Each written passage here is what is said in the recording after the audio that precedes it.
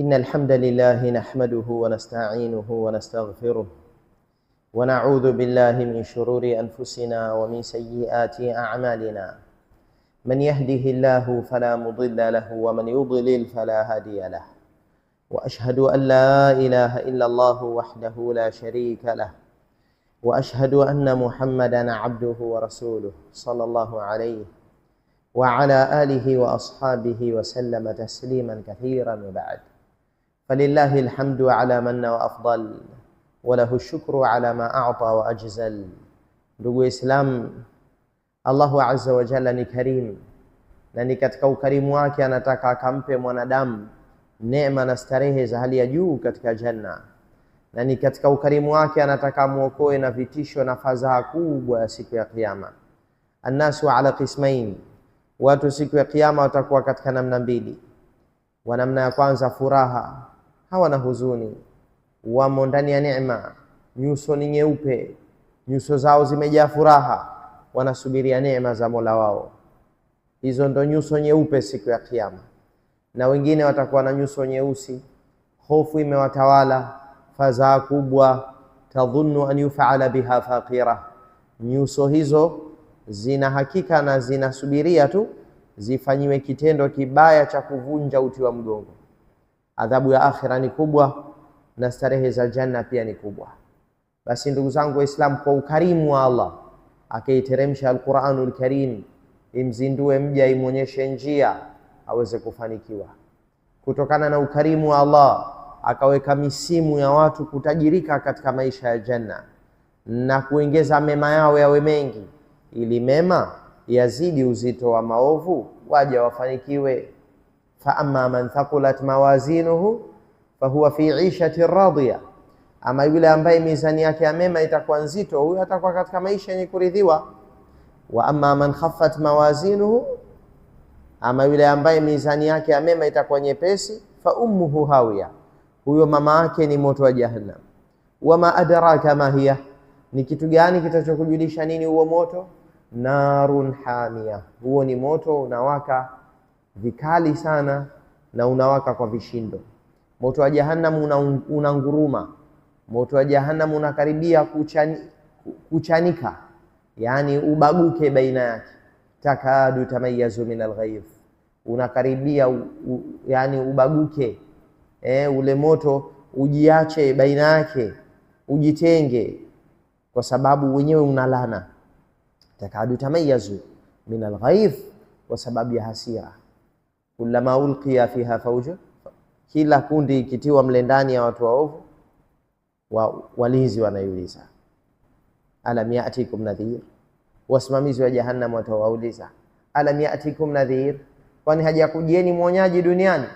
Watasema ametujia, lakini wenyewe tulikuwa katika upotofu wa mbali.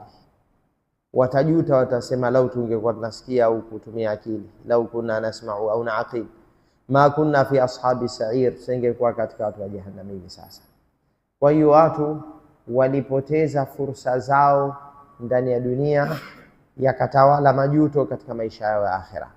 Msimu kama huu tulionao wa siku 10 za Dhulhijja, inakuwaje mja anaipoteza fursa? Inakuwaje mja anapitisha daqaiq bila dhikri lillah? Inakuwaje anapitisha muda bila tilawatul Qur'an?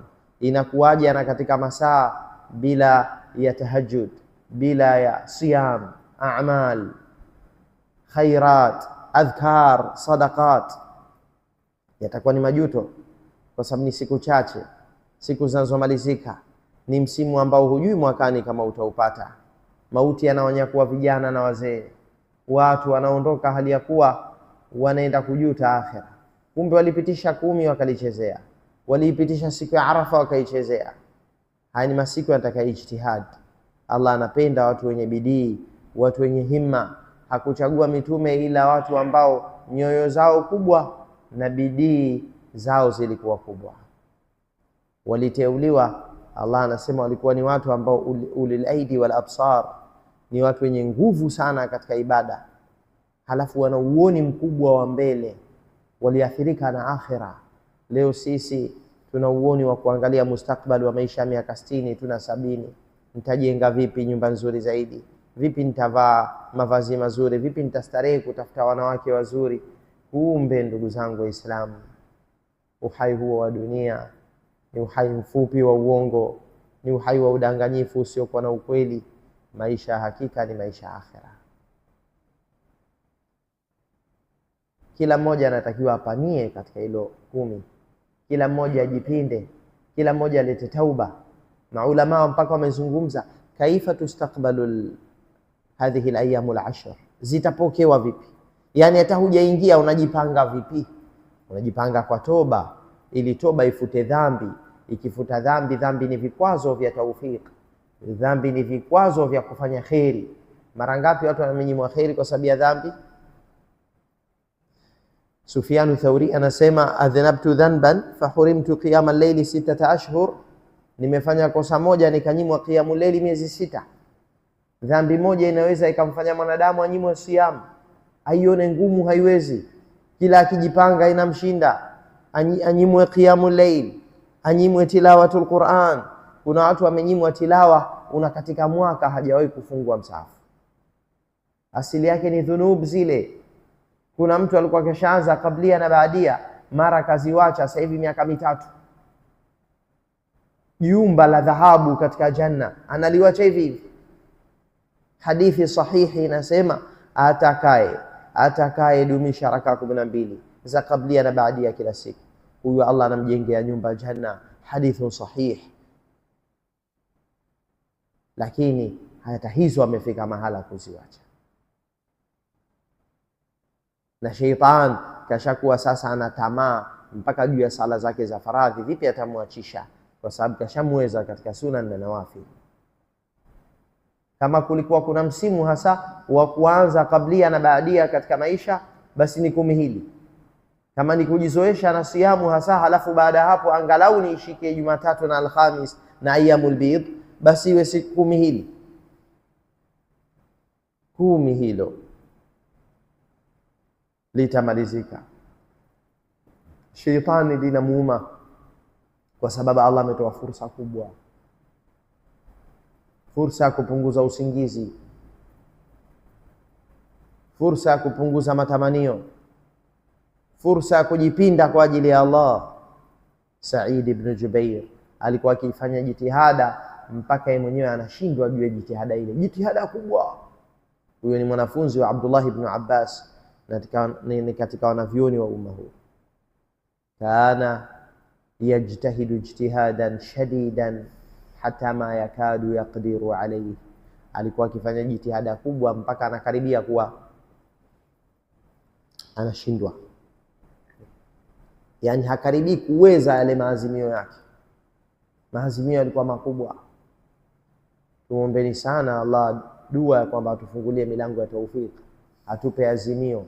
Katika dua ya Mtume alikuwa akiomba as'aluka al-azimata ala ar-rushdi, Mola wangu Allahumma qini sharra nafsi, nilinde na shari ya nafsi yangu, halafu nipe al-azimata ala ar-rushdi, azimio juu ya uongofu. Wenye maazimio ndio hufanya makubwa ndani ya misimu. Waliopoteza maazimio hawana nguvu. Nguvu ni ya moyo, si ya kiwiliwili. Anaweza akasimama mzee katika tahajudi ndefu na akashindwa kijana, tena anaenda gym na vyuma anabeba na anakimbia kila siku mabarabarani na ana afya, kwa sababu alquwwatu alhaqiqiyya hiya alquwwatu dakhiliyya. Nguvu ya ndani inasukuma katika amal. Kwa hiyo watu wajue kwamba hizo ni fursa zinapita zikimalizika. Kafa alhadith, mazungumzo yashatosha tena. Tumeshazungumza mengi kwenye uhai. Fulan na ilan wametusaidia nini katika uhai? Yanatusaidia nini sisi mambo ya Simba na Yanga, au mipira ya Ulaya huko, au Kiram na Zumna na bao? Nani tumemwona pale kaongeza afya, angalau basi tone la damu duniani katika mwili limeongezeka? Tuiache akhera kwanza. Duniani kafaidika nini huyu zaidi ya kupoteza wakati? Hivi muda ule ingesoma Qur'an ingefika mbali kiasi gani huyu? Ingetengeneza akhera kiasi gani? Dhaufa al-iman wa khara al-yaqin, imani imedhoofika, yaqini imedhoofika juu ya akhira, utadhani watu hawafufuliwi, utadhani hawakuwekewa fursa za kwamba ukifanya amal nitakulipa akhira. Janna imepotea kwenye basair kama ilivyokuwa haipo katika absar. Janna haipo machoni, sawa, basi hata moyoni hatuioni kwa jicho la yaqin. Ghabatil jannatu wan nar anil basairi kama ghabat anil absar. Janna imekuwa mbali na uoni wa moyo wa yaqin kama ilivyokuwa mbali kwenye macho. Mu'min haoni janna na jahannam, lakini qalbuhu wa basiratuhu shadida, moyo wake, basira yake shadida, ina nguvu, moyo wake anaona akhira. Kila mmoja anatakiwa afanye himma. Maisha yote ni fursa, lakini msimu ni fursa zaidi. Maisha yote ya mwanadamu ni fursa, na msimu ni fursa zaidi. Asiupoteze muumini msimu. Msimu ni kheri, msimu ni baraka. Kila mmoja aone kwamba napaswa kufanya bidii na himma nifike mbali katika maisha yangu ya akhira. Naam, haya ni maisha ya kupita, fursa chache hizo, kila mmoja afaidike nazo vizuri na awe na himmatun alia, kwa sababu fursa ikimalizika kurejea tena ni mara chache kwa watu wachache. Ima mwanadamu ataondoka duniani, fursa zitakuja, yeye kashaondoka, kama waliokufa sasa hivi kabla kuwahi 10 ila Dhulhijja, au itakuja fursa lakini hana afya, au anayo afya lakini akanyimwa tawfik. Kila mmoja awe macho, awe makini, ajiandae, ajipange, akusudie kufaidika juu ya akhira yake. نسأل الله عز وجل أن يرزقنا اليقين والثبات على الدين، وأن يجعلنا من الذين يستمعون القول فيتبعون أحسنه. وآخر دعوانا أن الحمد لله رب العالمين.